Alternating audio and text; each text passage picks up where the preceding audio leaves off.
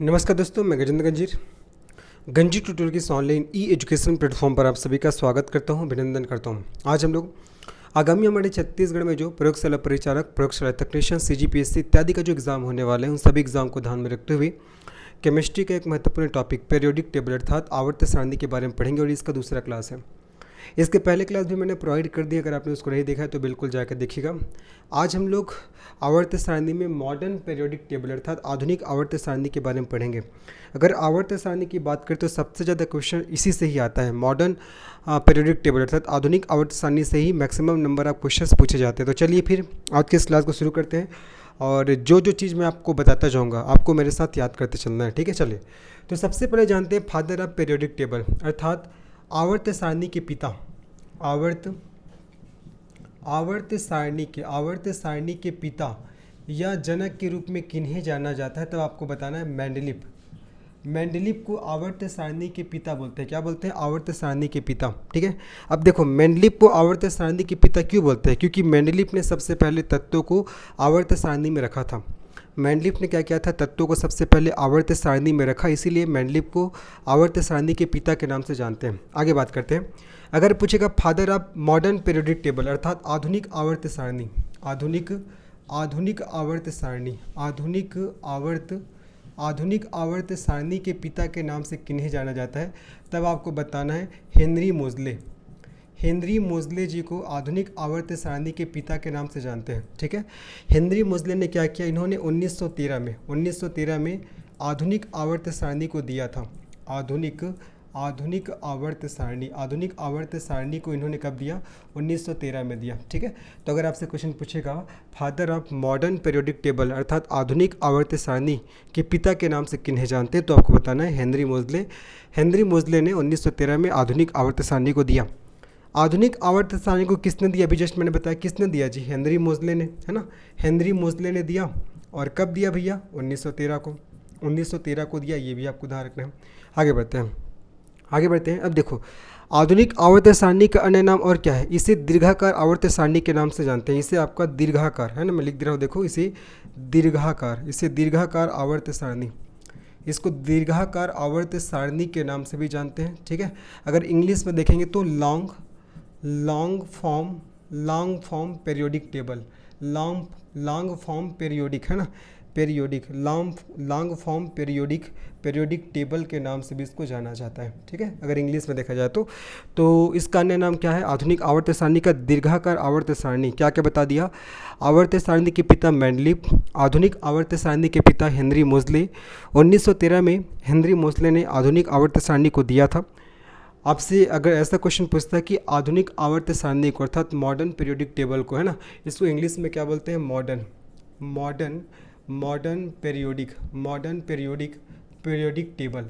तो आपका modern periodic table को ही आपका दीर्घाकार आवर्त सारणी या लॉन्ग फॉर्म पीरियोडिक टेबल के नाम से इसको जाना जाता है, ठीक है। याद रखना, जो आपका हेनरी मोजले है ना, हेनरी मोजले ने तत्वों को बढ़ते हुए परमाणु क्रमांक के आधार पर व्यवस्थित किया था। क्वेश्चन कई बार पूछा गया है, आपको याद रखना है। हेनरी मोजले ने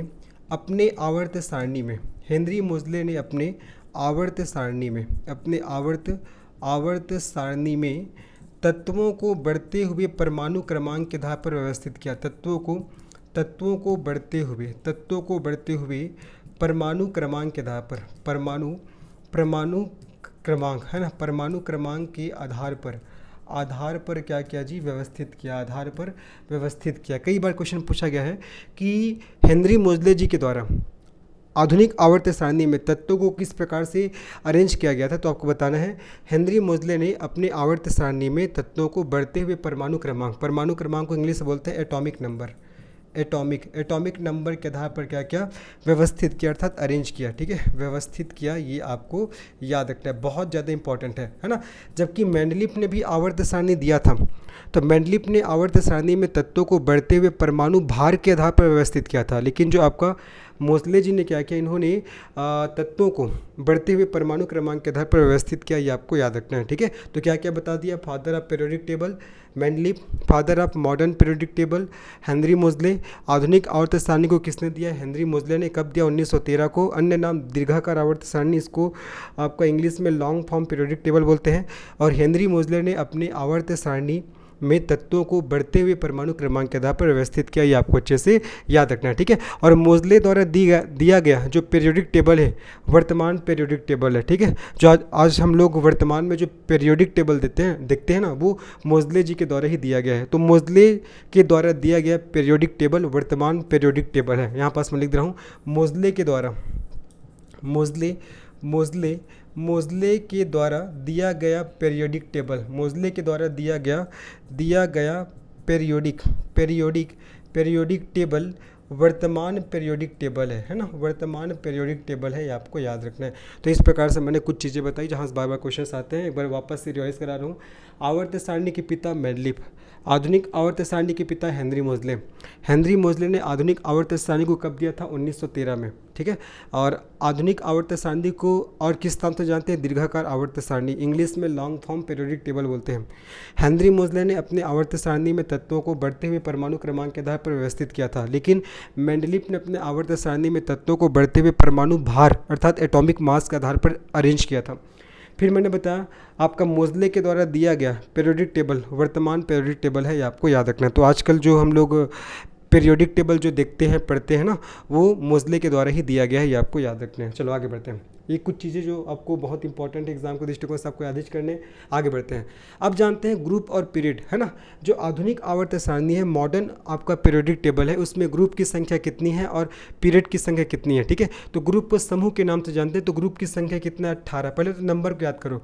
आधुनिक आवर्त सारणी में ग्रुप की संख्या 18 है और पीरियड अर्थात आवर्त की संख्या कितना है? आपका 7 है। कितना है जी? आपका 7 है। ये क्वेश्चन बार बार आता है कि आधुनिक आवर्त सारणी में ग्रुप और पीरियड की संख्या कितनी होती है। आपको मुझे कमेंट सेक्शन में बताना है। मेंडलीफ ने जो आवर्त सारणी बनाया था उसमें कितने आपका ग्रुप थे, और कितने पीरियड थे, ये आपको मुझे कमेंट सेक्शन में बताना जी, बहुत इंपॉर्टेंट है ना। चलो देखो, तो मैंने बताया कि आधुनिक आवर्त सारणी में ग्रुप अर्थात समूह की संख्या 18 और पीरियड अर्थात आवर्त की संख्या कितना है? आपका 7 है, ध्यान रखना, ठीक है। जो आपका खड़ी लाइन है, ठीक है, खड़ी लाइन, अब मैं पूरा समझाऊंगा आपको, टेबल्स को दिखा के समझाऊंगा। जो खड़ी लाइन होता है ना, खड़ी लाइन को क्या बोला जाएगा? आपको ग्रुप बोला जाएगा, खड़ी लाइन, ठीक है। खड़ी लाइन को क्या बोला जाएगा? आपको ग्रुप बोला जाएगा। जबकि जो लेटी हुई लाइन है, लेटी हुई जो लाइन है ना, इसको क्या बोला जाएगा? जो लेटी हुई जो लाइन है इसको बोला जाएगा आपका पीरियड, है ना। तो आधुनिक आवर्त सारणी में ग्रुप की संख्या 18 और पीरियड की संख्या आपका 7 है। चलो अब इसको हम लोग टेबल से समझते हैं। देखो जैसे कि देखो, है ना, ये आपका मॉडर्न पीरियोडिक टेबल है। अब मैंने बोला इसमें ग्रुप की संख्या 18 है। अब देखिए ग्रुप कौन कौन से हैं। देखो ये आपका पहला ग्रुप है ना, ये आपका पहला ग्रुप। देखो ये आपका जो खड़ी हुई जो आपको लाइन दिख रहा है, ये पहला ग्रुप हो गया, है ना। ये आपका दूसरा ग्रुप हो जाएगा जी, दूसरा ग्रुप। ये आपका तीसरा ग्रुप हो जाएगा, है ना। और ये आपका चौथा ग्रुप हो जाएगा। ये क्या होगा? आपका 5वां ग्रुप हो जाएगा, ठीक है। ये आपका 6वां ग्रुप हो जाएगा। ये आपका 7वां ग्रुप हो जाएगा। ये आपका 8वां ग्रुप हो जाएगा। ये आपका 9वां ग्रुप हो जाएगा।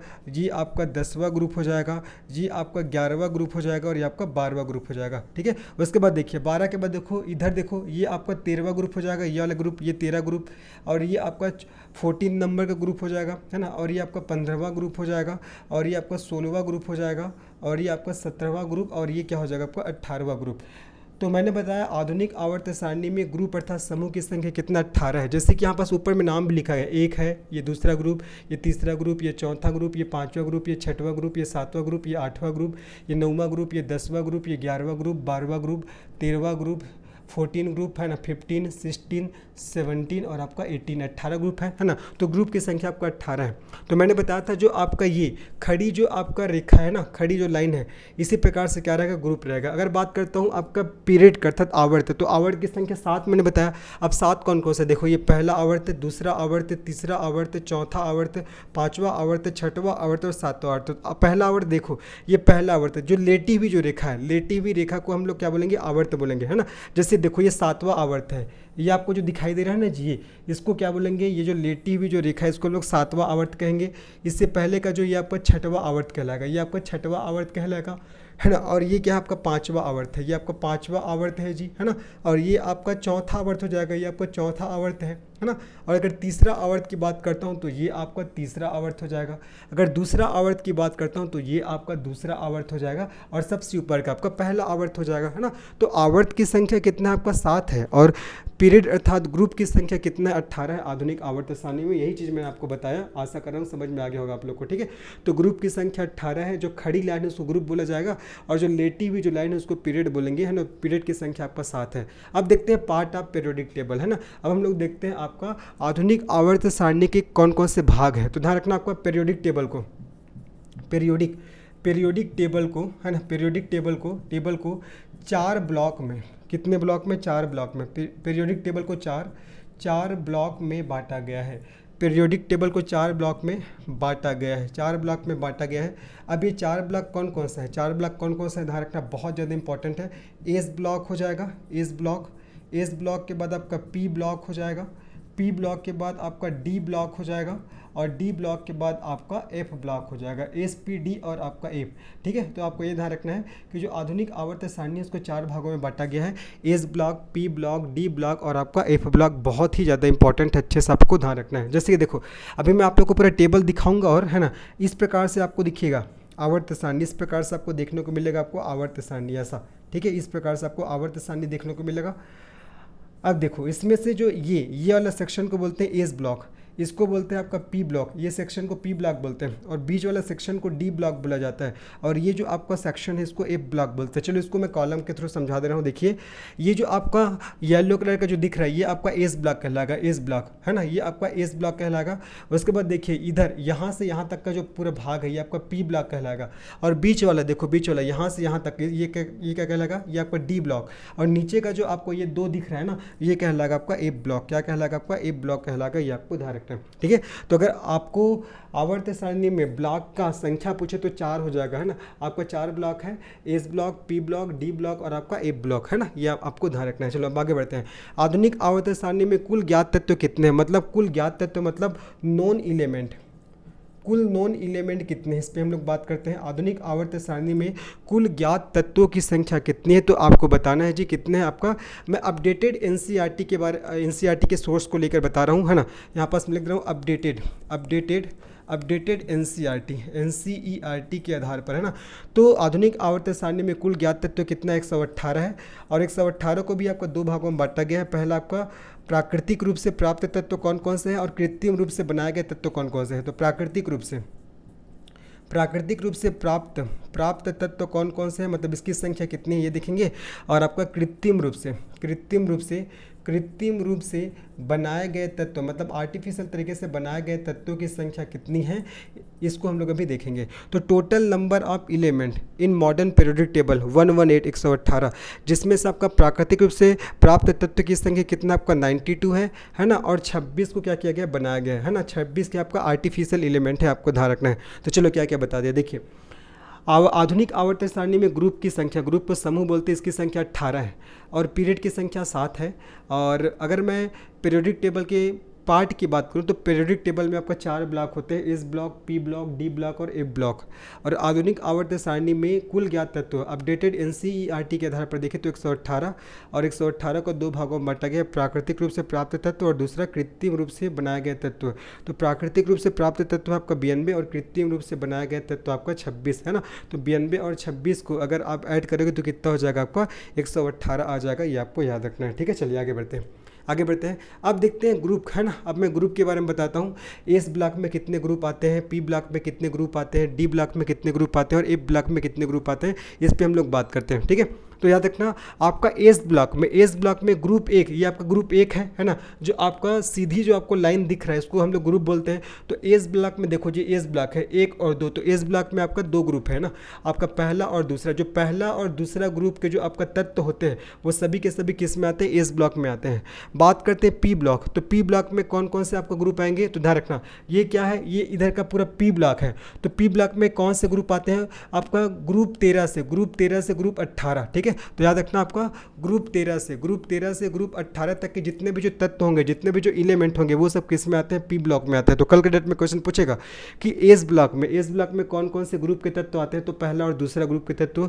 पी ब्लॉक में 13वां से 18वां, देखो ये आपका 13 है, 13, 14, 15, 16, 17, 18, तो 13वां से 18वां तक के जो आपका ग्रुप है वो एज आपका पी ब्लॉक में आते हैं, आपको ध्यान रखना है, ठीक है। आगे बढ़ते हैं डी ब्लॉक। तो डी ब्लॉक में आपका कौन कौन से ग्रुप आते हैं, तो डी ब्लॉक में देखिए आपका ये आपका तीसरा ग्रुप है, तीसरा ग्रुप, और तीसरा से लेकर 12वां ग्रुप, ठीक है। तो डी ब्लॉक में आपका तीसरा से लेकर 12वीं ग्रुप, तीसरे से लेकर 12वें ग्रुप तक के क्या आते हैं, तत्व आते हैं, है ना।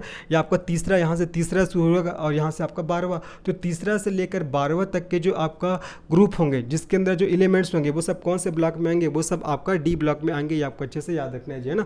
तो एस ब्लॉक के तत्वों में, मतलब एस ब्लॉक में आपका पहला और दूसरे ग्रुप के तत्व आएंगे, और पी ब्लॉक के तत्व में आपका 13 से 18, है ना। पी ब्लॉक में अगर देखा जाए तो 13 से 18 ग्रुप के तत्व आएंगे, और डी ब्लॉक की बात करते हैं तो आपका तीसरे से 12वें ग्रुप के तत्व डी ब्लॉक में आएंगे। अगर एफ ब्लॉक की बात करते हैं, ठीक है, एफ ब्लॉक की बात करते हैं, अब इसको ध्यान रखिएगा, बहुत इंपॉर्टेंट है, ठीक है। जो आपका एफ ब्लॉक है वो डी ब्लॉक के तत्वों को अलग करके बनाया गया है ना, इसको डी ब्लॉक के एफ ब्लॉक के तत्व क्या हो जाएगा इसके बारे में, एफ ब्लॉक के तत्वों को डी ब्लॉक के तत्वों को अलग करके बनाया गया है, अलग करके बनाया गया है, ठीक है, अलग करके बनाया गया है, ये आपको ध्यान रखना है। एफ ब्लॉक के तत्वों को डी ब्लॉक के तत्वों को, है ना, तत्वों से अलग करके बनाया गया है। एफ ब्लॉक के तत्वों को डी ब्लॉक के तत्वों से अलग करके बनाया गया है, ये आपको ध्यान रखना है, ठीक है, बहुत ही ज़्यादा इंपॉर्टेंट है। और इसमें लेंथेनाइट और एक्टिनाइट के तत्व आते हैं, ठीक है, इसमें आपको ध्यान रखना है, इसमें लेंथेनाइड और एक्टेनाइड के तत्व आते हैं, लेंथेनाइड और एक्टेनाइड, है ना, एक्टेनाइड, लेंथेनाइड और एक्टेनाइड के तत्व आते हैं, ये आपको ध्यान रखना है। देखो ये आपका एफ ब्लॉक है, और एफ ब्लॉक के तत्वों एफ ब्लॉक है ना, उसको आपका डी ब्लॉक के तत्वों से अलग करके बनाया गया। जो एफ ब्लॉक है उसको देखो ना, डी ब्लॉक के तत्वों से अलग करके बनाया गया है। अब इसी को आपका लेंथेनाइड और एक्टेनाइड के तत्व के नाम से भी जानते हैं। लेंथेनाइड क्यों, क्योंकि देखो इसका शुभारंभ एल अर्थात लेंथियम से हो रहा है, इसीलिए इसको लेंथेनाइड के तत्व बोलेंगे, है ना। ये जो आपको पूरा दिख रहा है ना, इसको हम लोग बोलेंगे लेंथेनाइड के तत्व बोलेंगे। और उसके बाद नीचे में देखो, नीचे इसको बोलते हैं एक्टेनाइड के तत्व बोलते हैं। क्या बोलते हैं, एक्टेनाइड, है ना। एक्टेनाइड क्यों बोलते हैं, क्योंकि इसका प्रारंभ आपका एक्टिनियम से हो रहा है। किससे हो रहा है, एक्टिनियम से हो रहा है, ध्यान रखना है, ठीक है। तो मैंने क्या क्या बता दिया, मैंने बताया ग्रुप के बारे में। तो एस ब्लॉक में ग्रुप 1 और ग्रुप 2 के तत्व आएंगे, और आपका पी ब्लॉक में ग्रुप 13 से ग्रुप 18 तक के तत्व आएंगे। डी ब्लॉक में ग्रुप 3 से 12 तक के तत्व आएंगे, जबकि एफ ब्लॉक को डी ब्लॉक के तत्वों से अलग करके बनाया गया है, और इसमें लेंथेनाइड और एक्टिनाइड के तत्व आते हैं, ये आपको याद रखना है, ठीक है। लेंथेनाइड और एक्टिनाइड के तत्व क्यों बोलते हैं, क्योंकि इसका शुभारंभ लेंथेनियम और एक्टिनियम से होता है, इसलिए इसको लेंथेनाइड और एक्टिनाइड के तत्व कहा जाता है। आशा कर रहा हूँ यहाँ तक आपको समझ में आ गया होगा। आगे बढ़ते हैं, अब बारी बारी से हम लोग पढ़ना शुरू करते हैं ना। अब हम लोग बारी बारी से पढ़ना शुरू करते हैं। सबसे पहले हम लोग पढ़ते हैं एस ब्लॉक के बारे में, है ना। सबसे पहले किसके बारे में पढ़ेंगे जी, हम लोग एस ब्लॉक के बारे में, जैसे कि आप लोग को हेडिंग दिखाई दे रहा होगा। चलो, अब एस ब्लॉक के बारे में मैंने क्या बताया, सबसे पहले आपको ध्यान रखना है, एस ब्लॉक में ग्रुप 1 और ग्रुप 2 के तत्व आते हैं, ठीक है। एस ब्लॉक में ग्रुप 1, एस ब्लॉक में ग्रुप 1 व ग्रुप 2 के तत्व आते हैं, ग्रुप 2 के तत्व आते हैं, ठीक है। एस ब्लॉक में ग्रुप 1 व ग्रुप 2 के तत्व आते हैं, ये आपको ध्यान रखना है, बहुत ही ज़्यादा इंपॉर्टेंट है। अब याद रखना आपका एस ब्लॉक में क्वेश्चन बार बार आता है, एस ब्लॉक में कुल तत्वों की संख्या, एस ब्लॉक में कुल तत्वों की संख्या कितना है, तो आपका 13 है जी। कितना है, 13। क्वेश्चन पूछ सकता है एस ब्लॉक में कुल तत्वों की संख्या कितना, आपका 13 है, ये भी आपको ध्यान रखना है। तीसरा चीज़ ध्यान रखना है आपका एस ब्लॉक को, है ना, एस ब्लॉक में आपका 2 ग्रुप आएंगे, आपका ग्रुप 1 और आपका ग्रुप 2, और कुल तत्वों की संख्या कितना, आपका 13 है, ये भी आपको ध्यान रखना है। अब देखो होता क्या है, जब भी हम लोग एस ब्लॉक के तत्वों का इलेक्ट्रॉनिक विन्यास करते हैं, मैं लिख दे रहा हूँ एस ब्लॉक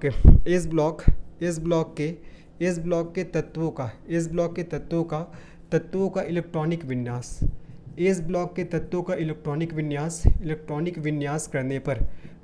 विन्यास करने पर अंतिम इलेक्ट्रॉन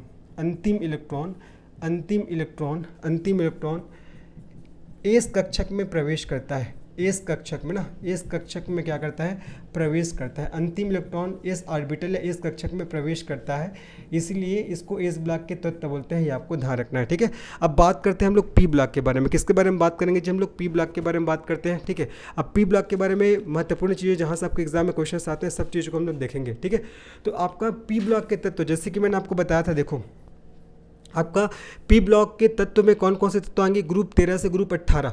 तो ग्रुप 13 से ग्रुप 18 तक के जो तत्व होते हैं वो पी ब्लॉक के तत्वों के अंतर्गत आते हैं। तो चलिए देखते हैं आपका पी ब्लॉक के बारे में बात करते हैं। तो इसमें ग्रुप 13 से इसमें ग्रुप 13 से 18 तक के, ग्रुप 13 से 18 तक के तत्व आते हैं। इसमें ग्रुप 13 से ग्रुप 18 तक के तत्व आते हैं, ये आपको याद रखना है, बहुत इंपॉर्टेंट है, ठीक है। आगे बढ़ते हैं। अगर मैं पी ब्लॉक के तत्वों की बात करूंगा तो अंतिम इलेक्ट्रॉन होगा, जब इलेक्ट्रॉनिक विन्यास करेंगे तो अंतिम इलेक्ट्रॉन है वो किस में प्रवेश करेगा, पी कक्षक में, है ना, पी कक्षक में प्रवेश करता है। अंतिम इलेक्ट्रॉन है वो पी कक्षक में प्रवेश करता है, ये आपको अच्छे से ध्यान रखना है, ठीक है। आगे बढ़ते हैं। एक चीज़ और जो बहुत इंपॉर्टेंट है आपका, इसमें टोटल एलिमेंट की संख्या अपडेटेड NCERT के आधार पर मैं बता रहा हूँ। आपका पी ब्लॉक के तत्वों में पी ब्लॉक के आपका, या पी ब्लॉक में आपका तत्वों की संख्या, पी ब्लॉक में तत्वों की संख्या कितना आपका 37 है। कितना है जी आपका 37, ये भी आपको ध्यान रखना है। जबकि एस ब्लॉक में तत्वों का संख्या कितना है, 13 है, और यहाँ 37 है, ये भी आपको ध्यान रखना है। और ये आपका पीरियोडिक टेबल का ऐसा ब्लॉक है जिसमें धातु, अधातु और उपधातु तीनों पाए जाते हैं, ठीक है। याद रखना है, नोट या पीरियोडिक टेबल अर्थात आवर्त सारणी का ना, पीरियोडिक टेबल का ऐसा ब्लॉक है, ऐसा ब्लॉक है, यह पीरियोडिक टेबल का ऐसा ब्लॉक है जहाँ धातु अधातु एवं उपधातु तीनों पाया जाता है, जहाँ धातु अधातु एवं उपधातु तीनों पाया जाता है, ये आपको याद रखना है। चलो, तो मैंने सबसे पहले बताया आपको एस ब्लॉक के बारे में। तो एस ब्लॉक में ग्रुप 1 और ग्रुप 2 के तत्व आते हैं। एस ब्लॉक में कुल तत्वों की संख्या 13 है, और एस ब्लॉक के तत्वों का इलेक्ट्रॉनिक विन्यास करने पर अंतिम इलेक्ट्रॉन एस कक्षक में प्रवेश करता है। बात करते हैं पी ब्लॉक, तो पी ब्लॉक में ग्रुप 13 से ग्रुप 18 तक के तत्व आते हैं, और पी ब्लॉक में अंतिम इलेक्ट्रॉन पी कक्षक में प्रवेश करता है। और पी ब्लॉक में तत्वों की संख्या आपका 37 है, ये भी आपको ध्यान रखना है। और पी ब्लॉक पीरियोडिक टेबल का ऐसा ब्लॉक है जहां धातु अर्थात मेटल, अधातु अर्थात नॉन मेटल, और उपधातु अर्थात मेटोलाइट, उपधातु मतलब जो धातु और धातु दोनों के गुण रखते हैं उसको उपधातु बोलते हैं।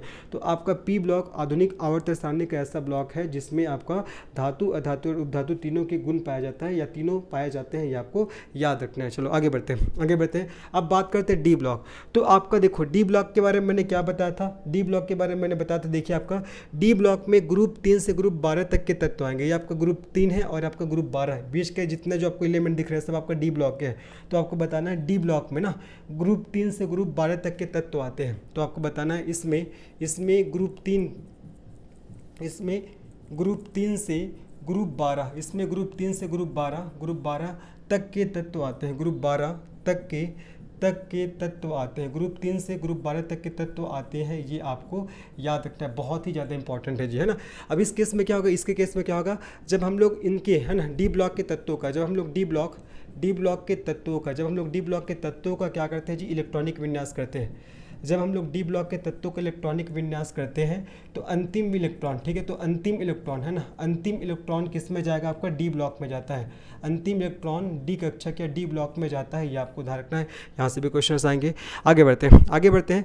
आपको याद रखना है डी ब्लॉक में सभी तत्व क्या है, आपका धातु है। डी ब्लॉक में जो सभी जो एलिमेंट है, जितने भी एलिमेंट है, तो डी ब्लॉक में सभी तत्व क्या है, जब आपका धातु अर्थात मेटल है। बहुत इंपॉर्टेंट है, क्वेश्चन बन सकता है कि कौन से ब्लॉक के सभी तत्व आपका धातु है, तो आपको बताना है डी ब्लॉक। आगे बढ़ते हैं, अगर आपसे क्वेश्चन पूछेगा आपका डी ब्लॉक में कुल तत्वों की संख्या, तो आपको बताना है 40, है ना। तो डी ब्लॉक में कुल तत्वों की संख्या, डी ब्लॉक में कुल तत्वों की संख्या कितना है, तो आपका 40 है। कितना है जी, आपका 40 है, ये भी आपको ध्यान रखना है। देखो एस ब्लॉक में 13, पी ब्लॉक में कितना 37, है ना, और आपका डी ब्लॉक में कितना आपका 40, है ना। तो ये सभी बातों को आपको ध्यान रखना है।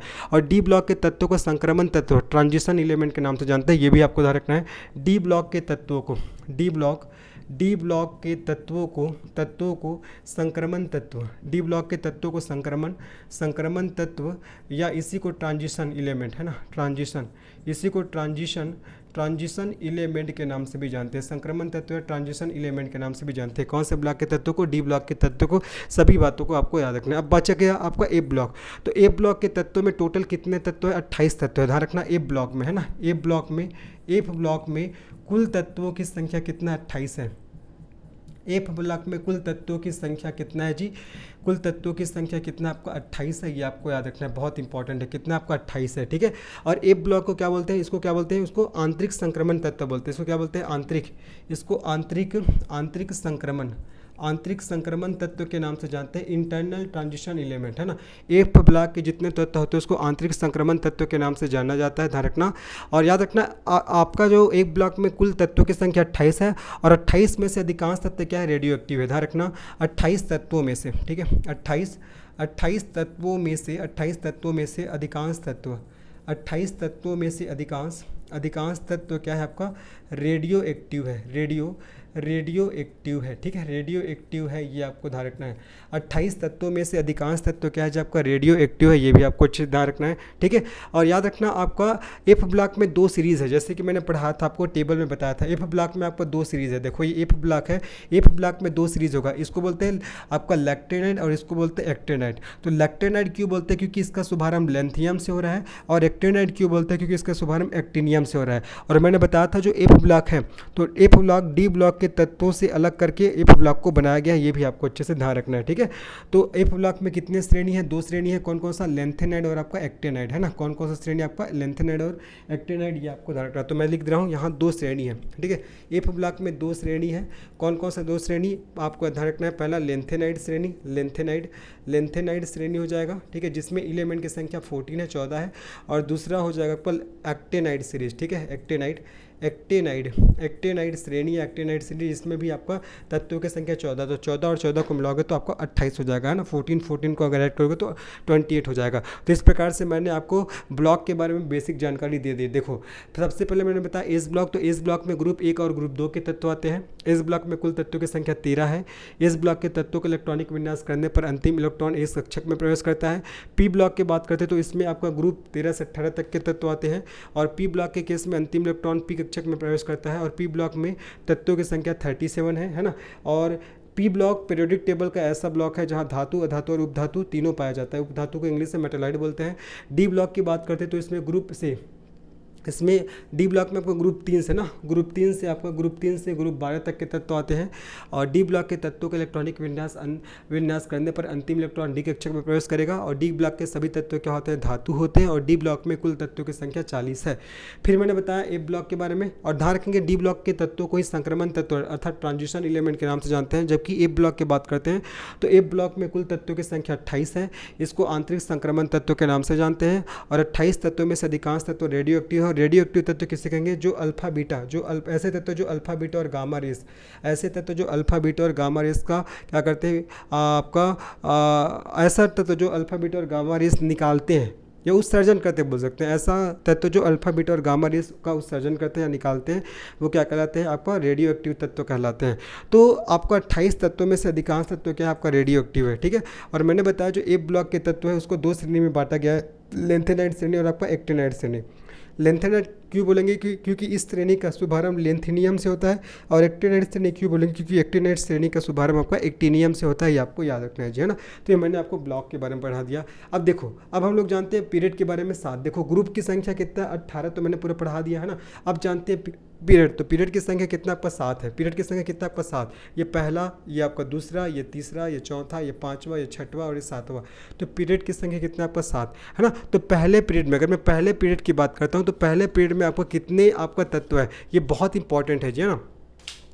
अगर पूछेगा पहले पीरियड में, पहले आवर्त में तत्वों की संख्या, तो आपको बताना है 2। कितना आपका? 2। दूसरे में कितना आपका? 8। तीसरे में भी कितना है आपका 8, चौथे में कितना आपका 18, पाँचवें में भी कितना आपका 18, छठवें में कितना आपका 32 और सातवें में भी कितना आपका 32 है ना। तो पहले आवर्त में तत्वों की संख्या आपका 2 है, दूसरे आवर्त में तत्वों की संख्या भी आपका तत्वों की संख्या 8 है, तीसरे में भी आपका 8 है, चौथे में आपका 18 है, पाँचवें में 18 है, छठवां में आपका 32 है, सातवां में भी आपका 32 है। ठीक है, जो आपका पहले आवर्त को अति लघु आवर्त बोलते हैं। जो पहले आवर्त है जिसमें तत्वों की संख्या 2 है, इसको अति लघु आवर्त, इसको क्या बोलते हैं, इसको अति लघु आवर्त के नाम से जानते हैं, अति लघु आवर्त। और आपका दूसरे आवर्त को किस नाम से जानते हैं, आपका लघु आवर्त, इसको लघु आवर्त के नाम से जानते हैं। ठीक है जी। तीसरे को भी किस नाम से जान देंगे, इसको भी आपका लघु आवर्त, इसको भी आपका लघु आवर्त के नाम से जाना जाता है। उसके बाद चलते हैं चौथे को क्या बोलते हैं, जिसमें 18 तत्व है, इसको क्या बोलते हैं, आपका दीर्घ आवर्त, इसको दीर्घ आवर्त के नाम से जानते हैं। पाँचवें आवर्त को भी आपका दीर्घ आवर्त बोलते हैं, इसको भी आपका दीर्घ आवर्त के नाम से जानते हैं। छठवें आवर्त जिसमें 32 तत्व आते हैं, इसको अति दीर्घ आवर्त, इसको अति दीर्घ आवर्त के नाम से इसको जाना जाता है। जबकि जो आपका सातवें आवर्त है जिसमें भी 32 तत्व आते हैं, इसको भी आपका अति दीर्घ आवर्त के नाम से इसको जाना जाता है। ये आपको अच्छे से याद रखना चाहिए ना। तो आवर्त की संख्या आपका 7 है, पहला, दूसरा, तीसरा, चौथा, पाँचवा, छठवा, सातवां।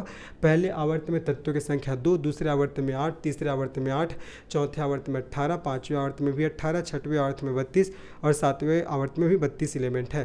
पहले आवर्त को अति लघु आवर्त बोलेंगे, दूसरे को लघु और तीसरे को भी लघु, चौथे और पाँचवें को दीर्घ और छठवें और सातवें को अति दीर्घ आवर्त के नाम से जाना जाता है। आशा कर रहा हूँ आप लोग को समझ में आ गया होगा। ठीक है, अब इसको देखो, मैंने आपको इसमें बता देने हैं, किसमें, आपका टेबल में। देखो पहले आवर्त में 2 तत्व है, ये आपका पहला आवर्त है, ये वाला पहला आवर्त है। तो पहले आवर्त में क्या है, ये पहला आवर्त है ना, ये लेटी हुई लाइन को आवर्त बोलते हैं। तो पहला आवर्त में 2 तत्व है, एक और आपका ये 2।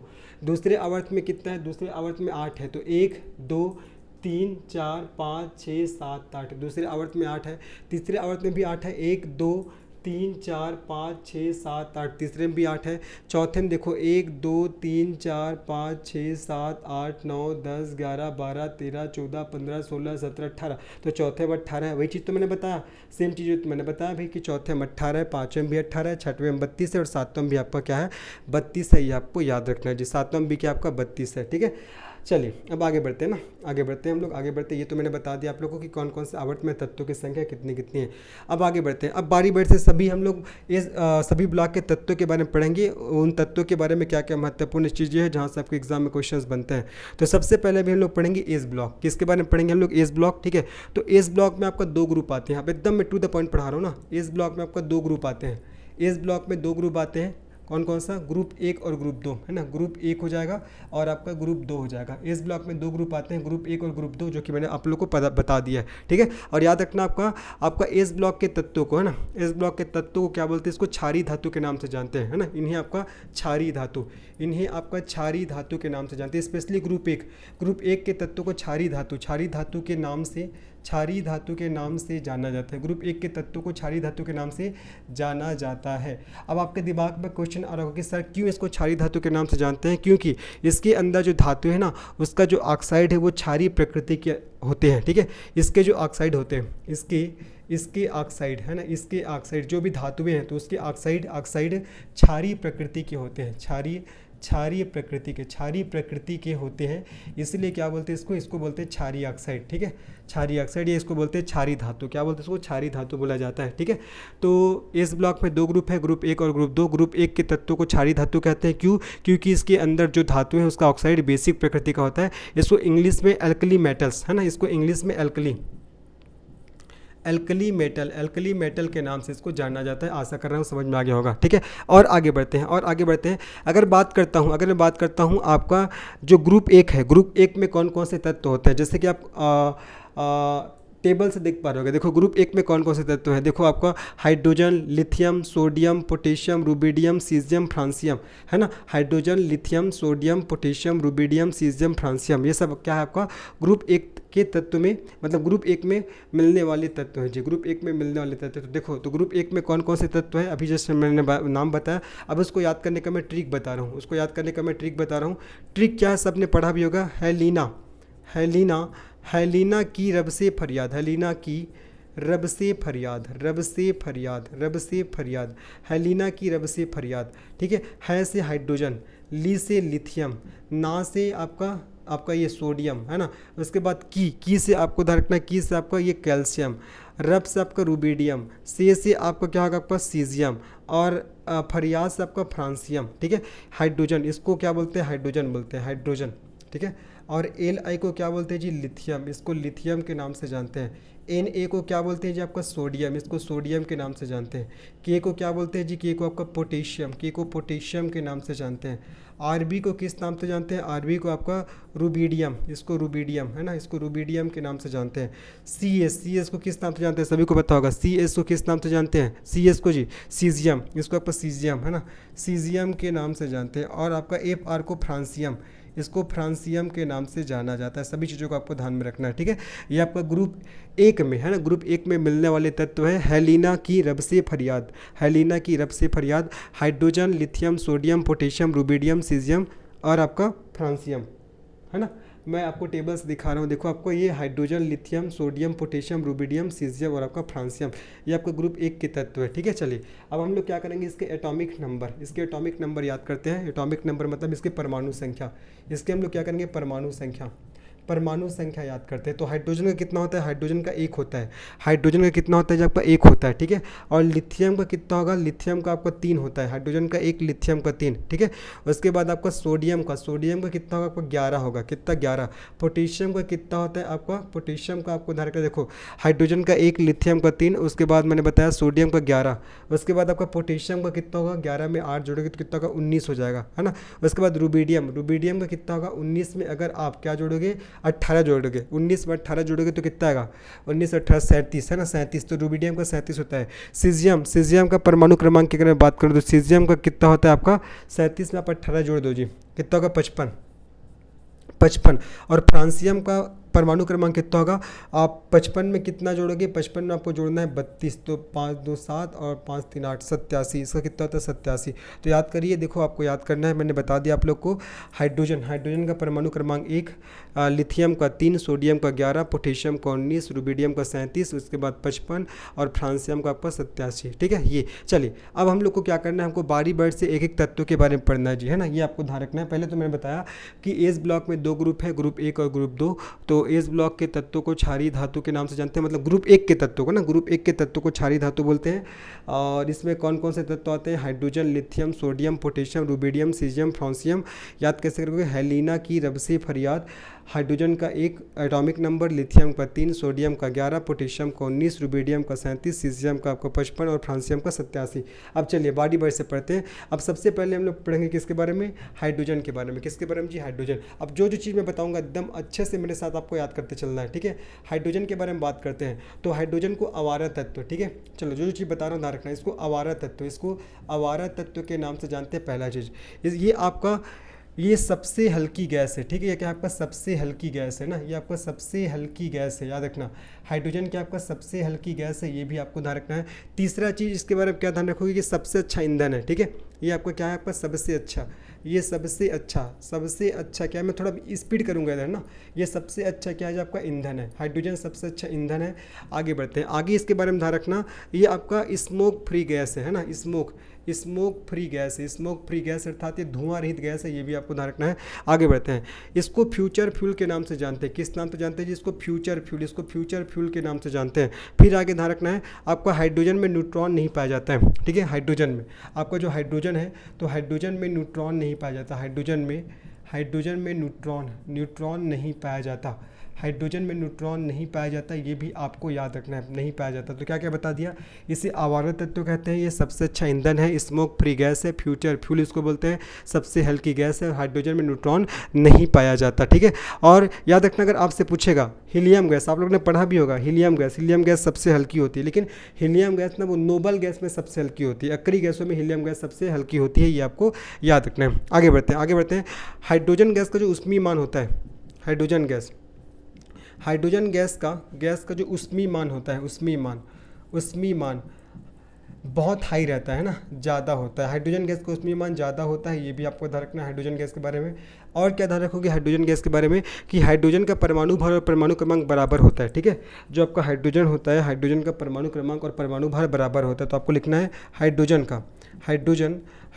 का परमाणु क्रमांक, हाइड्रोजन का परमाणु क्रमांक, हाइड्रोजन का परमाणु क्रमांक एवं परमाणु भार समान होता है। परमाणु भार क्या होता है जी? समान होता है। परमाणु भार समान होता है, ठीक है, समान होता है। ये किसके बारे में हो जाएगा? हाइड्रोजन के बारे में। और हाइड्रोजन के 3 समस्थानिक होते हैं, लिख दे रहा हूँ, देखो हाइड्रोजन के आपका 3 समस्थानिक होते हैं। हाइड्रोजन के तीन समस्थानिक होते हैं। अब ये 3 समस्थानिक कौन कौन से हैं? हाइड्रोजन के 3 समस्थानिक होते हैं, याद रखना आप लोग को। पहला तो प्रोटियम, ड्यूटेरियम और ट्राइटियम, है ना। प्रोटियम, पहला आपका प्रोटियम हो जाएगा, प्रोटियम। दूसरा आपका ड्यूटेरियम और तीसरा हो जाएगा आपका ट्राइटियम। तीसरा क्या होगा जब आपका ट्राइटियम। ये सब क्या है? हाइड्रोजन के 3 आपका समस्थानिक है, आइसोटोप। समस्थानिक को इंग्लिश में बोलते हैं आइसोटोप। तो क्या बता दिया हाइड्रोजन के बारे में? हाइड्रोजन को आवर्त तत्व कहते हैं, सबसे हल्की गैस है, सबसे अच्छा ईंधन है, स्मोक फ्री गैस है, फ्यूचर का फ्यूल बोलते हैं। हाइड्रोजन में न्यूट्रॉन नहीं पाया जाता, हाइड्रोजन गैस का उत्परिमाण ज़्यादा होता है, हाइड्रोजन का परमाणु क्रमांक और परमाणु भार समान होता है। हाइड्रोजन के 3 आइसोटोप होते हैं, प्रोटियम, ड्यूटेरियम और आपका ट्राइटियम। ये आपको अच्छे से याद रखना है। तो ये मैंने बता दिया, देखो ये मैंने आपको हाइड्रोजन के बारे में पढ़ा दिया। अब बात करते हैं लिथियम, है ना। अब हम लोग बात करते हैं लिथियम के बारे में। क्या विशेष चीज़ें जिसको आपको याद करना है? देखो अब मैं किसके बारे में बता रहा हूँ आपको? लिथियम बहुत इंपॉर्टेंट ना, लिथियम से भी आपके एग्जाम बार बार क्वेश्चन आते हैं जी, है ना। लिथियम क्या होता है? लिथियम के बारे में ध्यान रखते हैं। चलो लिथियम, है ना, लिथियम। तो लिथियम के बारे में आपको क्या ध्यान रखना है? लिथियम सबसे हल्का धातु है, ठीक है। लिथियम क्या है? लिथियम सबसे हल्का धातु है। लिथियम सबसे हल्का क्या है आपका? धातु है। लिथियम सबसे हल्का धातु है। इसका प्रयोग बैटरी बनाने में किया जाता है, ठीक है। इसका प्रयोग हमारे छत्तीसगढ़ में भी कुछ जगह लिथियम के भंडार प्राप्त हुए, आप लोगों को पता होगा। तो इसका प्रयोग बैटरी बनाने में किया जाता है। इसका प्रयोग किसके लिए? बैटरी बनाने में ना। इसका प्रयोग बैटरी बनाने में किया जाता है। इसका प्रयोग बैटरी बनाने में किया जाता है, ये आपको अच्छे से याद रखना है। किसका प्रयोग? लिथियम का, है ना। तो लिथियम सबसे हल्का धातु है। लेकिन यहाँ पर देखो मैंने बताया था हाइड्रोजन क्या? हाइड्रोजन के बारे में हल्की गैस बताया था, लेकिन धातु पूछेगा तो आपको बताना है लिथियम क्या है? आपका सबसे हल्का धातु है और इसका उपयोग बैटरी बनाने के लिए किया जाता है। अब बात करते हैं, देखो लिथियम भी हो गया। लिथियम के बाद बात करते हैं सोडियम, जिसको Na से प्रदर्शित करते हैं, है ना, सोडियम। तो सोडियम क्या होता है आपका? सॉफ्ट होता है। सोडियम क्या होता है? सॉफ्ट अर्थात मुलायम होता है। सोडियम क्या होता है? सॉफ्ट अर्थात मुलायम होता है। आपने पनीर देखा होगा, पनीर जिस प्रकार से दिखता है उसी प्रकार से सोडियम भी दिखता है ना। तो सोडियम क्या होता है आपका? सॉफ्ट होता है, ये आपको ध्यान रखना है, ठीक है। इसे चाकू से काट सकते हैं, कई बार क्वेश्चन आता है। इसे चाकू से काटा जा सकता है। सोडियम को चाकू से काटा जा सकता है, ये आपको बताना है। तीसरा चीज़ बताओगे, इसका उपयोग आपका सोडियम लैंप में, इसका उपयोग आपका सोडियम लैंप में करते हैं। इसका उपयोग सोडियम लैंप में करते हैं, ये आपको ध्यान रखना है, ठीक है। चौथा चीज़, इसका उपयोग आपको बोरेक्स अर्थात सुहागा, इसका उपयोग बोरेक्स अर्थात सुहागा बनाने के लिए करते हैं। बोरेक्स अर्थात सुहागा बनाने के लिए करते हैं, ये आपको ध्यान रखना है। आगे बढ़ते हैं, सोडियम के बारे में और क्या ध्यान रखना है? ये आपका अधिक क्रियाशील धातु होता है, ठीक है। इसलिए क्या करते हैं? इसको मिट्टी के तेल में डुबा कर रखा जाता है। इसे कैरोसिन में अर्थात मिट्टी के तेल में, इसको मिट्टी के तेल में डुबा कर रखा जाता है। रखा जाता है। ये हाईली रिएक्टिव एलिमेंट है, मतलब अत्यधिक क्रियाशील धातु है। ये एयर के साथ और पानी के साथ क्रिया करके ना विस्फोट कर देता है, जल जाता है। इसलिए इसको आपका कैरोसिन अर्थात मिट्टी के तेल में डुबा कर रखा जाता है, ये भी आपको ध्यान रखना है, ठीक है। इसका प्रयोग बेकिंग सोडा बनाने में करते हैं, है ना। टेबल साल्ट, इसका प्रयोग आपका बेकिंग सोडा, ठीक है। इसका प्रयोग आपका बेकिंग सोडा बनाने में करते हैं। बेकिंग सोडा बनाने में इसका प्रयोग किया जाता है। साथ ही साथ इसका प्रयोग आपका टेबल साल्ट, जिसको खाने का नमक कहते हैं, टेबल साल्ट अर्थात खाने का नमक, है ना, खाने का नमक बनाने में इसका प्रयोग किया जाता है। तो मैंने बता दिया लिथियम के बारे में। लिथियम सबसे हल्का धातु है। लिथियम का प्रयोग बैटरी बनाने में करते हैं, जबकि सोडियम सॉफ्ट मुलायम होता है, इसे चाकू से काटा जा सकता है।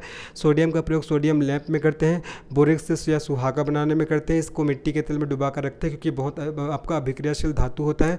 और बेकिंग सोडा बनाने में सोडियम का प्रयोग होता है। साथ ही साथ खाने का सोडा या खाने का जो नमक है ना, खाने का नमक बनाने के लिए किसका प्रयोग करते हैं? सोडियम का प्रयोग किया जाता है। तो मैंने सोडियम के बारे में बता दिया। सोडियम के बाद बात करते हैं हम लोग पोटेशियम के बाद रुबिडियम, है ना। सोडियम के बाद बात करते हैं पोटेशियम,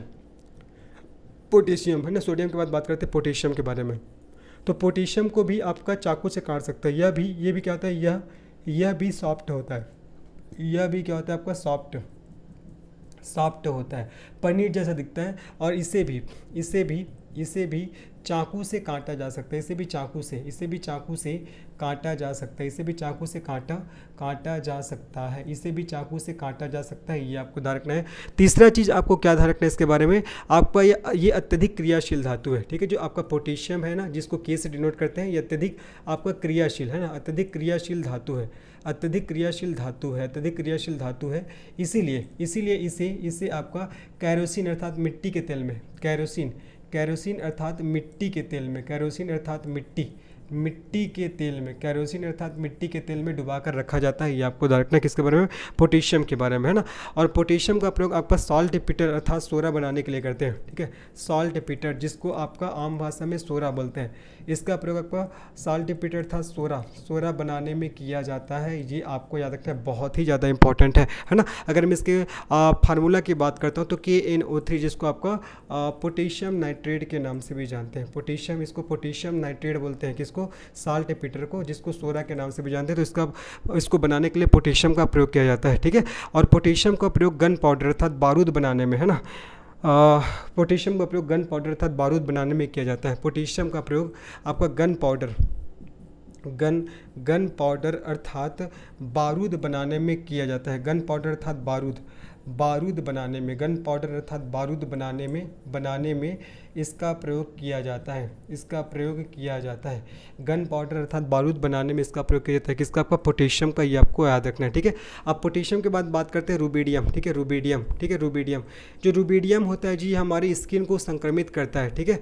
रुबिडियम क्या करता है, हमारी स्किन को, ध्यान रखना, हमारी स्किन को क्या करता है, इन्फेक्टेड करता है, संक्रमित करता है। रुबिडियम हमारी स्किन को संक्रमित करता है, ये भी आपको ध्यान रखना है, ठीक है। रुबिडियम के बाद बच जाएगा सीजियम, तो सीजियम के बारे में ध्यान रखना है, सीजियम, ठीक है, सीजियम का प्रयोग आपका परमाणु घड़ी बनाने के लिए करते हैं, ठीक है, बहुत इंपॉर्टेंट है। सीजियम का प्रयोग परमाणु घड़ी, यहाँ पर लिख रहा हूँ मैं, सीजियम, देखो सीजियम का प्रयोग, सीजियम का जो प्रयोग होता है, सीजियम का प्रयोग परमाणु घड़ी, है ना, सीजियम का प्रयोग परमाणु घड़ी बनाने के लिए करते हैं, परमाणु घड़ी बनाने के लिए किया जाता है। ये आपको ध्यान रखना है, किसका, सीजियम का। सीजियम के बारे में एक और चीज़ आपको ध्यान रखना है जो बहुत इंपॉर्टेंट है, ये आवर्त सारणी का सबसे अधिक विद्युत ऋणात्मक तत्व है, ठीक है। सीजियम के बारे में ध्यान रखना है, ये आपका आवर्त सारणी का सबसे अधिक विद्युत ऋणात्मक तत्व है, किस, आपका सबसे अधिक विद्युत ऋणात्मक तत्व। थोड़ा सा मैं इसमें थोड़ा सा डाउट है मुझे, एक तो फ्लोरीन भी आता है, चलो ठीक है, उसको मैं आगे वाले क्लास में कंफर्म करूंगा। फिलहाल ये ध्यान रखना कि सीजियम का प्रयोग परमाणु घड़ी बनाने के लिए किया जाता है, ये आपको ध्यान रखना है, ठीक है। और क्या बच गया, देखो सीजियम भी हो गया, सीजियम भी हमने कर लिए, हाइड्रोजन हो गया, लिथियम हो गया, सोडियम, पोटेशियम, रुबिडियम, सीजियम। अब क्या बचा, फ्रांसियम। तो फ्रांसियम का प्रयोग पटाखों में किया जाता है, याद रखना, जो फ्रांसियम होता है, फ्रांसियम का प्रयोग पटाखों में, है ना। अगर मैं फ्रांसियम की बात करता हूँ, फ्रांसियम की बात करता हूँ तो पटाखों में, है ना, पटाखों में इसका प्रयोग किया जाता है। पटाखों में लाल रंग, है ना, जैसे पटाखा जलता है तो जो लाल रंग निकलता है ना, तो उसके लिए किसको मिलाया जाता है, आपका फ्रांसियम को मिलाया जाता है। ये आपको अच्छे से याद रखना है, बहुत ही ज़्यादा इंपॉर्टेंट है जी, ठीक है। आगे बढ़ते हैं। जो फ्रांसियम होता है ना, फ्रांसियम, ये आपका एक रेडियो एक्टिव तत्व है। जो फ्रांसियम होता है आपका एक रेडियो एक्टिव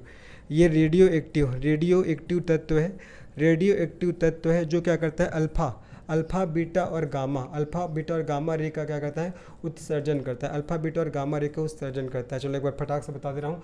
पोटेशियम के बारे में बताया, पोटेशियम भी सॉफ्ट होता है, पोटेशियम को चाकू से काटा जा सकता है, पोटेशियम बहुत ज़्यादा क्रियाशील धातु है, इसे कैरोसिन अर्थात मिट्टी के तेल में डुबा कर रखते हैं। पोटेशियम का प्रयोग साल्टपेटर सोरा बनाने में होता है, जिसका फार्मूला KNO3 होता है। गन पाउडर अर्थात बारूद बनाने में पोटेशियम का प्रयोग होता है। रुबिडियम, ये हमारे स्किन को इन्फेक्टेड करता है, संक्रमित करता है। सीजियम के बारे में बताया, इसका प्रयोग परमाणु घड़ी बनाने में करते हैं, जबकि फ्रांसियम का प्रयोग पटाखों में लाल रंग प्राप्त करने के लिए किया जाता है। और जो फ्रांसियम है वो आपका रेडियो एक्टिव तत्व है, जहाँ से अल्फा बीटा और गामा रेस का क्या होता है, उत्सर्जन होता है। ये भी आपको ध्यान रखना है ना। तो मैंने क्या बता दिया, मैंने आपको ये पूरा बता दिया। जो आपका ग्रुप 1 है, ग्रुप 1 में जितने जो आपका एलिमेंट्स आते हैं, तत्व आते हैं, इन सब के बारे में मैंने बता दिया। अब देखो, इस ब्लॉक में तो 2 ग्रुप आते हैं, ग्रुप 1 और आपका ग्रुप 2। अब हम लोग जानते हैं भैया ग्रुप 2 के बारे में, ग्रुप 2 में कौन कौन से तत्व आते हैं, ठीक है। चलो अब हम लोग जानते हैं ग्रुप 2, बस थोड़ा सा क्लास और आप लोग का, है ना। अब हम लोग जानते हैं ग्रुप 2, है ना। इस ब्लॉक में 2 ग्रुप है, तो आपका ग्रुप 1 हो जाएगा, ग्रुप 2 तो मैंने ग्रुप 1 के बारे में तो पूरा आप लोग को पढ़ा दिया। अब बात करता हूँ ग्रुप 2, ठीक है। तो ग्रुप 2 को आपका क्षारीय मृदा धातु के नाम से जानते हैं। देखो ग्रुप 1 को क्या बोलते हैं, क्षारीय धातु बोलते हैं, तो ग्रुप 2 को क्या बोलते हैं, इसको आपका क्षारीय मृदा धातु, इसको क्षारीय मृदा धातु, इसको क्षारीय मृदा धातु के नाम से जानते हैं। ग्रुप 2 को क्षारीय मृदा धातु के नाम से इसको जाना जाता है। एल्कली अर्थ मेटल, इसको एल्कली अर्थ मेटल के नाम से जाना जाता है ग्रुप 2 में, है ना। अब देखते हैं ग्रुप 2 में कौन कौन से आपका तत्व आते हैं। तो मैं एक ट्रिक बता रहा हूँ, वो ट्रिक क्या है आप लोग ने पढ़ा भी होगा। बेटा मांगे कार स्कूटर बाप राजी, है ना। बेटा मांगे कार स्कूटर बाप राजी। आप लोग ने पढ़ा भी होगा, याद किए थे हम लोग इसको स्कूल टाइम में। तो देखो बेटा से याद रखना है, बेटा से आपका बेरिलियम, बेटा से क्या होगा आपका बेरिलियम, क्या होगा जी आपका बेरिलियम हो जाएगा, ठीक है बेरिलियम। मांगे से आपको याद रखना है मैग्नीशियम, मांगे से क्या होगा आपका मैग्नीशियम हो जाएगा, ठीक है। आगे बढ़ते हैं, उसके बाद देखते हैं मैग्नीशियम के बाद आपका कार से आपका सी हो जाएगा, कार से आपका कैल्शियम हो जाएगा। उसके बाद देखो आपका क्या है, आपका कार के बाद स्कूटर है ना, तो स्कूटर से आपको ध्यान रखना है स्ट्रांसियम, क्या हो जाएगा स्ट्रांसियम हो जाएगा, क्या हो जाएगा आपका स्ट्रांसियम हो जाएगा। बाप से याद रखना है बी से आपका बेरियम, बी से होगा आपका बेरियम हो जाएगा बेरियम। उसके बाद राजी, तो राजी में आपको ध्यान रखना है आर ए से क्या होगा आपका रेडियम, आर ए से क्या होगा आपका रेडियम हो जाएगा, आर ए से क्या होगा आपका रेडियम, है ना। तो अब देखो इसका परमाणु क्रमांक आप लोग को याद करना है ना, परमाणु क्रमांक इसका आप लोग को याद करना है, बहुत इंपॉर्टेंट है, ठीक है। चलो परमाणु क्रमांक को आप लोग लिखिएगा, इसको मैं इस ब्लैंक छोड़ रहा हूँ, इसको आप लोग को देख के लिखना है परमाणु क्रमांक। वैसे परमाणु क्रमांक याद नहीं करोगे तो भी चलेगा, हाँ, लेकिन आपको कम से कम 20 है ना, आपका 20 तक के तत्वों के परमाणु क्रमांक आपको स्पेशली पता होने चाहिए। चलो तो बेटा मांगे कार स्कूटर बाप राजी, beryllium, magnesium, calcium, strontium, barium और रेडियम, है ना। ये सब किस में आते हैं, ये सब आते हैं आपका ग्रुप 2 में, एस ब्लॉक के ग्रुप 2, जिसको क्षारीय मृदा धातु के नाम से जानते हैं। अब चलिए इन सब के बारे में हम लोग जानते हैं, इन सभी के बारे में जो प्रमुख है ना, जो प्रमुख है उसके बारे में आप लोग को मैं बताऊंगा। चलो सबसे पहले देखते हैं मैग्नीशियम, सबसे पहले मैग्नीशियम देखते हैं। ये मैग्नीशियम क्या करता है मनुष्य के शरीर में मसल्स का अर्थात मांसपेशी का मसल्स का क्या करता है,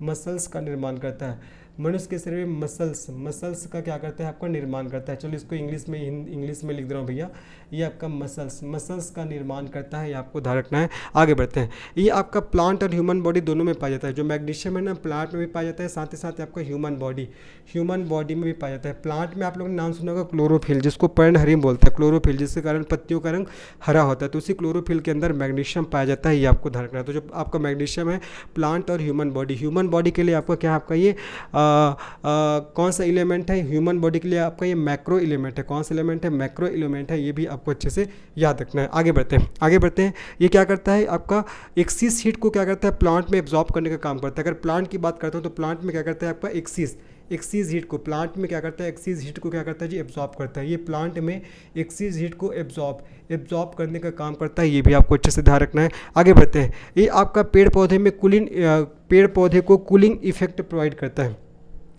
ये आपका पेड़ पौधों को कूलिंग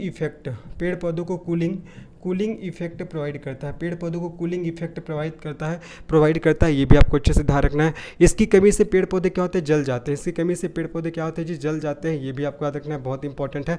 आगे बढ़ते हैं, मैग्नीशियम का प्रयोग आपका मिल्क ऑफ मैग्नीशिया बनाने के लिए किया जाता है, ठीक है। मैग्नीशियम का प्रयोग आपका मिल्क ऑफ मैग्नीशिया बनाने में किया जाता है, ठीक है, जिसको एंटासिड है ना, एंटासिड के नाम से भी जानते हैं, एंटासिड के नाम से भी जाना जाता है ना। इसको हिंदी में बोलते हैं प्रति अम्ल बोलते हैं, क्या बोलते हैं प्रति अम्ल। जब एसिडिटी होता है तब इन सबको लिया जाता है कि इसको मिल्क ऑफ मैग्नीशिया, ठीक है। अगर इसके मैं फार्मूला की बात करता हूँ तो क्या होता है इसका फार्मूला मैग्नीशियम हाइड्रोक्साइड को ही तो आपका मिल्क ऑफ मैग्नीशिया के नाम से जानते हैं, ठीक है। चलो आगे बढ़ते हैं, आपका मैग्नीशियम हो गया, जो प्रमुख है उसके बारे में बता रहा हूँ। मैग्नीशियम के बाद मैं बताता हूँ आपको कैल्शियम। तो कैल्शियम की बात करता हूँ तो कैल्शियम मनुष्य के शरीर में सबसे अधिक पाया जाने वाला तत्व है, ये आपका मनुष्य के शरीर में ना, कैल्शियम मनुष्य के शरीर में सबसे अधिक पाया जाने वाला तत्व है, ये आपको ध्यान रखना है। जो कैल्शियम कहाँ पाया जाता है, ये हमारे हेयर में, बाल में, हमारे नाखून में, ठीक है, हमारे बोन में पाया जाता है, हमारे टीथ में पाया जाता है, ठीक है। तो आपका हेयर हो जाएगा, नेल हो जाएगा, बोन हो गया, टीथ हो गया, इन सभी जगहों क्या पाया जाता है आपका कैल्शियम। साथ ही साथ ये ब्लड में भी पाया जाता है, किसमें, हमारे ब्लड में, ये हमारे ब्लड में भी तो पाया जाता है, ये भी आपको अच्छे से याद रखना है। कैल्शियम के बाद ध्यान रखना है, कैल्शियम के बाद इसके बारे में, कैल्शियम क्या करता है, ये ब्लड क्लॉटिंग में भी सहायता प्रदान करता है। जो कैल्शियम क्या करता है, ये आपका ब्लड क्लॉटिंग में अर्थात रक्त का थक्का जमाने में कैल्शियम ब्लड क्लॉटिंग में भी क्या करता है, आपका सहायता प्रदान करता है, ये भी आपको अच्छे से ध्यान रखना है, ठीक है। उसके बाद स्ट्रांसियम, स्ट्रांसियम का प्रयोग आपको पटाखों में करते हैं, ठीक है।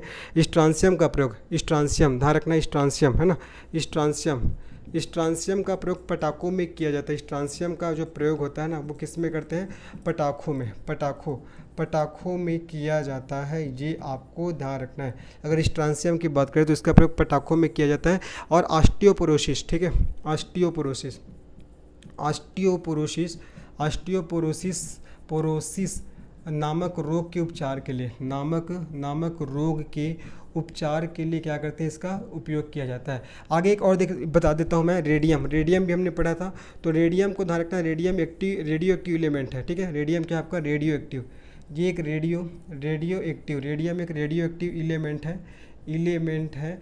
और इसकी खोज किसने किया था, इसकी खोज आपका मैडम क्यूरी ने किया था, याद रखना। इसकी खोज किसने किया था, जब आपका मैडम क्यूरी ने, किसने किया था, आपका मैडम, इसकी खोज मैडम क्यूरी ने किया था, ये आपको अच्छे से याद रखना है, ठीक है।